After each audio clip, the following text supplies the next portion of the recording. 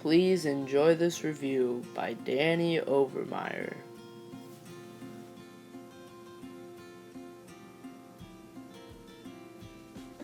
Oh, hello. I didn't see you there. Well, now that you're here, I guess I'll introduce myself.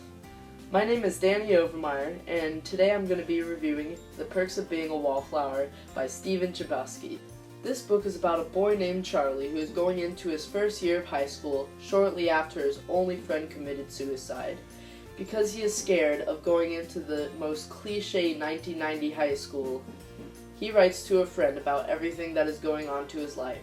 So the entire story is told through a series of letters he writes to an anonymous person.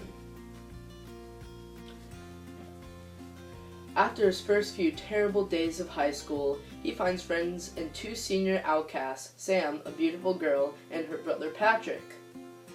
After he meets these two, his entire life changes as he is introduced to many new things.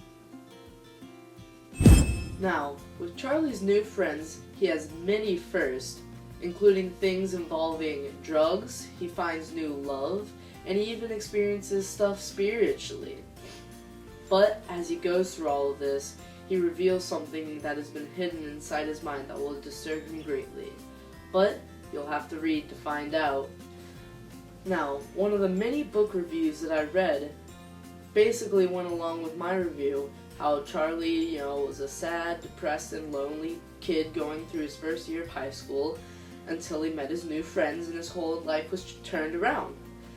And one of the things that the review said was that you can laugh and you can cry while reading this book. And I totally agree with this because in some moments the book was absolutely hilarious, but it could turn on you very quickly and it can become very sad. In another review that I read, it basically went over the same thing, starting with Charlie as having a terrible first couple days of school, and then he met Sam and Patrick. And so in every review that I read, there's always this reoccurring theme because there was such a outlined and defined plot. Chbosky uses many literary devices, but the two that stood out to me the most was the narrative literary device, where he tells the whole entire story through a series of letters written to one of Charlie's friends.